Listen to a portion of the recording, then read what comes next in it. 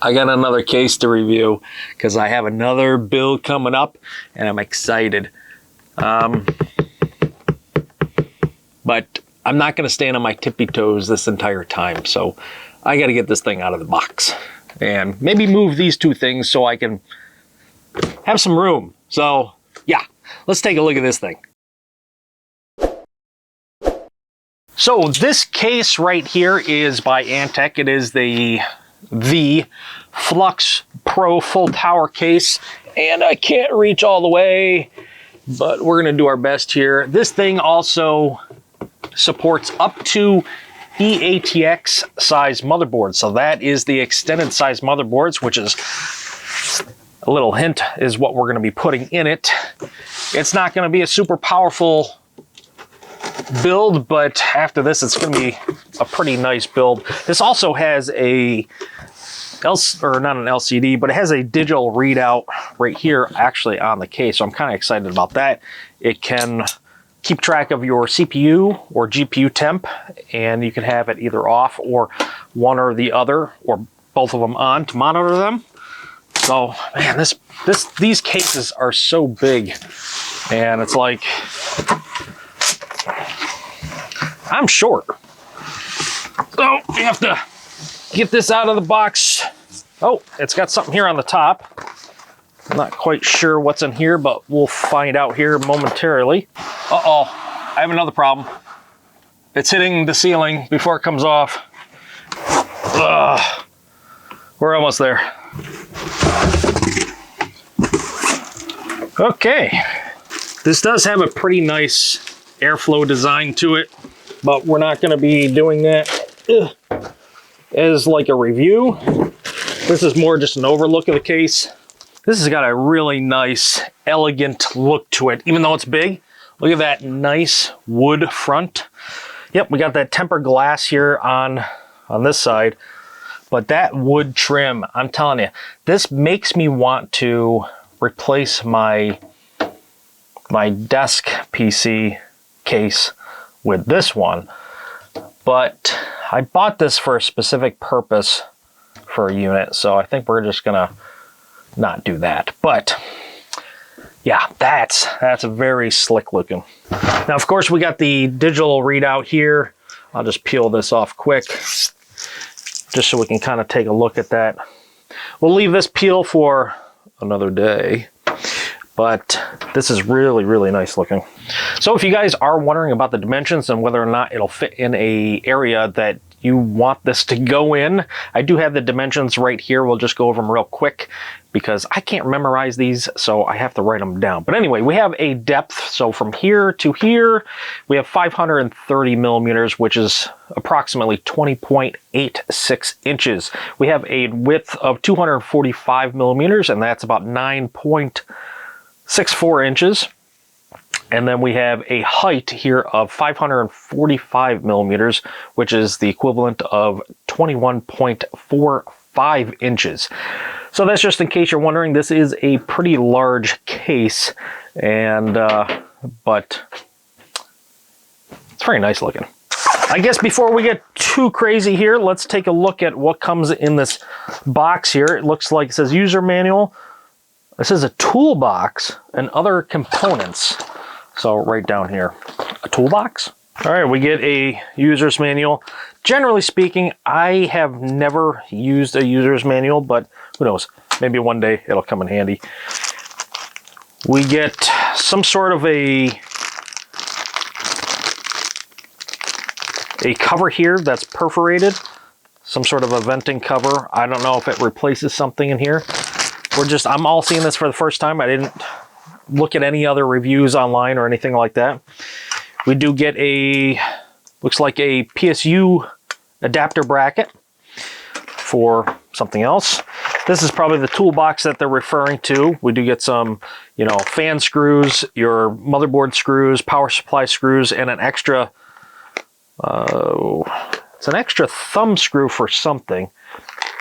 I don't know what it's for, but it's an extra thumb screw. We get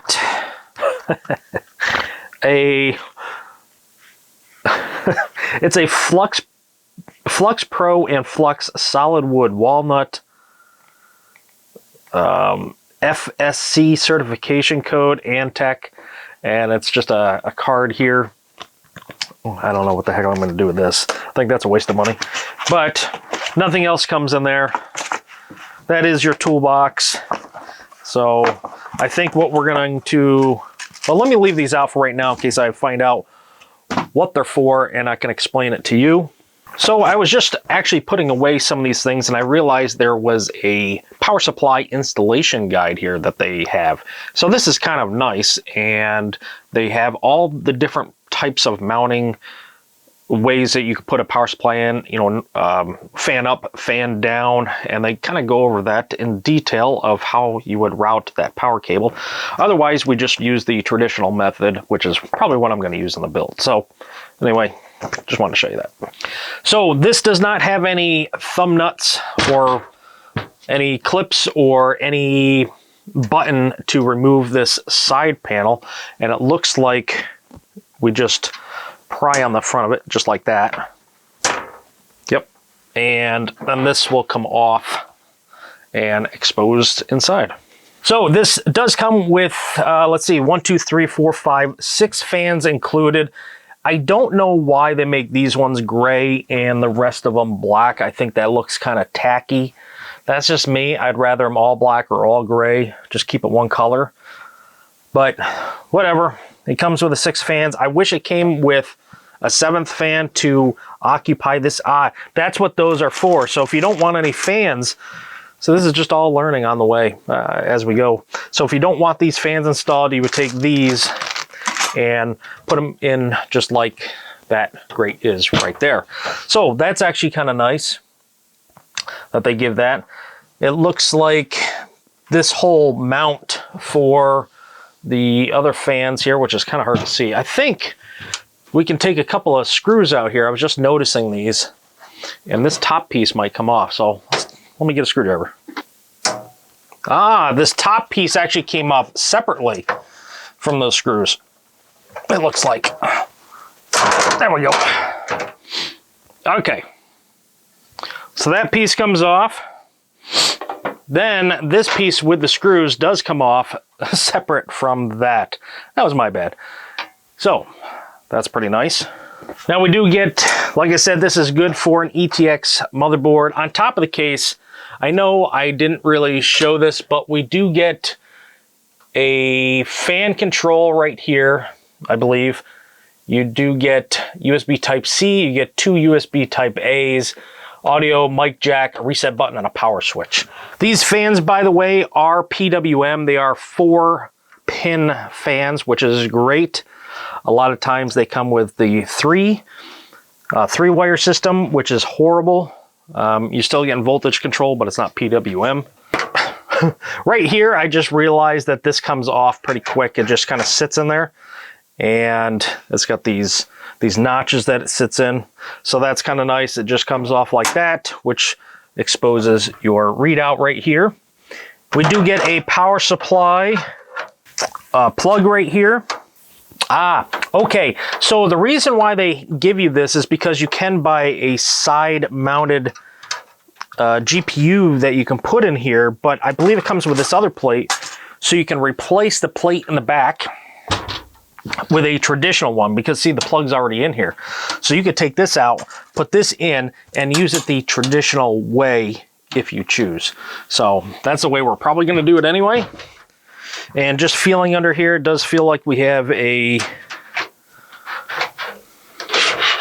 full length screen for filtering. So that's pretty nice. Okay, so taking a look at this screen here, there's got to be some way that it comes off, and I'm not sure how it does. But actually, I see right down here, there's like a little lip. And, oh, there we go. So that comes in or off from the bottom. Yep, and it's got these tabs that have to go in first. All right. So that's actually really nice looking. Quality of this case, it's got thick steel on it. This is very, very nice. And we have these fans, and it looks like if we take the screws out, There's 1, 2, 3, 4, 5, 6 screws, and this whole entire fan assembly would just pop right out. There's no sense in me taking it out right now, but just so you kind of know. Now on the back here, it's the same way. You grab the back and you just pull out and then up. And we can see our cable management here. This is actually pretty nice. So by the way, this is non-RGB, so you're not getting any RGB with it, which I'm actually liking right now. I'm sick of RGB. But we have nice cable management going down along here. We only have one tie-off right here if you were to, actually 2 tie-offs, one here and one up here, if you were to run anything down along here. And we have 3 tie-offs here individually, plus, I think that's about it. 1 zip tie, 1 up here, 1 zip tie there, and 1 right there. So you have the Velcro in the same spots as the zip ties, which I don't like. I actually prefer for them to separate the zip tie positioning from the Velcro ones. That way, if you needed both, you have, it's in different areas because you don't need both generally. So we got some nice cutouts here, all kinds of SSD, 2.5-inch SSD bracket right here. If you wanted to put one on, you put it on the front, take this off. This just lifts up, it looks like, yep. Put the SSD on the front, the 2.5-inch, and then put this back on. So we have the 2.5-inch SSDs. We do have 1 mechanical 3.5-inch hard drive caddy down here, or docking, or not docking, but drive bay down here. We also have 2 more that can do 2.5-inch SSDs or the 3.5-inch mechanical hard drives. You just take these nuts off, or these thumb nuts off, just like so. Take this out, slide it in, put your screws in, and place it back in here. I suppose if you had to run any controllers or anything, you could take these right off, or even put your controller inside of this, potentially. That might work for you. So of course, this drive bay can physically come right out, and if you wanted to have more room, more clearance under here for cabling or anything, you would just undo this screw that's down here. And I'm looking to see if it comes out easily. Ah, there it goes. And presto. And you actually have a 1, 2, 3, 4, 5th position on top of this for another 2.5-inch. I didn't even realize that. So that's pretty nice. So as we come around to the back here, we do have our cutout for our I/O shield. We do have, getting back to the fans, this is a 140 millimeter fan.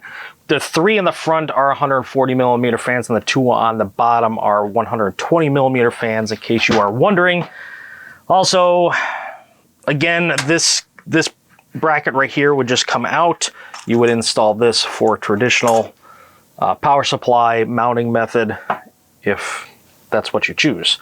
And if you want to take a look at the bottom here, not really anything impressive, but there's the feet, there's the bottom. One of the other things I do want to mention about the fans is the 2 bottom fans are reverse blade fans. So just so you kind of know, so it spins in the same direction, but they reverse the blade of the fan, so we can watch this because it draws air in up from the bottom and pushes it into the case, just so the fan blades look a little nicer than looking at this. Now, of course, they spent money on reverse fan blades for here, but they didn't for here. These are intake, but this is exhaust. So I don't know why they chose the way they did, but that's okay. It's never mind here or there. The other thing that this does support is it supports a 420 millimeter radiator up top and on the front. Also, you could do your 360, 280, 240, whatever you want. In addition to that, you could put a radiator down here of up to 100 or 360. If you remove this whole entire tray with these fans on it, you could put a radiator down in the bottom also, if you wanted to. And I think that can only support up to a 240. That's because the power supply does sit over here. And I guess depending on if your cables are going out this way or they're coming out the back, All depends on your configuration. It has a lot of stuff. One of the other things I did want to point out quick on this is it does have these cable tie downs or zip tie downs right here, which is actually really nice. Some cases don't have that. Also, they don't have the room. But whenever you're plugging stuff in here, it's really nice to wrap them around and bring them all down seamlessly. So you have a really nice clean cable management look to it. So that's really nice. I like that. One last thing I want to do is take you over to Amazon to where I purchased this from. And I just want to show you a couple unique things that I believe their pictures demonstrate very well that I can't really show you too well. I just think the pictures will explain it all. So join me over here for a second. This picture right here, look at this, the optimal cable routing experience. I think this is kind of cool in a way, and it just kind of tells you a couple of different directions you could take your cables in case you're wondering on how to do it, where to go. But of course, do your own thing. Your cable management is your own, and it takes time. No one person can tell you how to cable manage. It's just personal preference and whether or not you care of how it looks. But we can go down through some of these pictures quick just to show you what it could look like, potentially, and what the experience is. Here's your reverse blade fans. See, it says reverse on it. And let's see here quickly, just kind of scrolling through these kind of quick. We do have this hub that I did forget to talk about. This is just a RGB and fan control hub. I will not be using probably the RGB at all. I know I won't be, but the fan hub, possibly. We'll see. And right here, you can actually see the power supply option that's actually installed on the case right now. This is if you were going to do your cable management this way, which I am not. I have a different power supply that's going to be going in there. And of course, this is all your power supply mounting again. And this is the front panel where you can turn it on or turn it off, or have them both on, or one off, one on. That's just the way that works.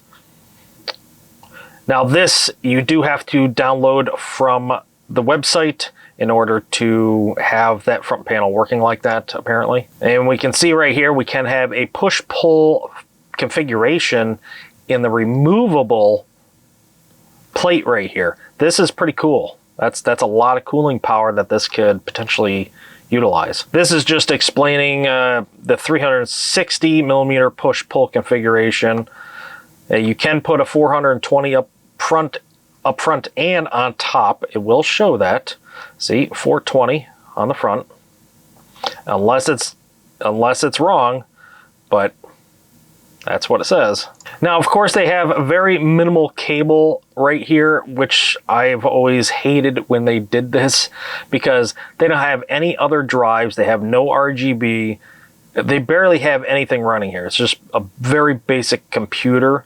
But this is the idea right here of, I mean, not everybody's going to have a hole right where they need to go, but this is kind of the idea was I was talking about earlier.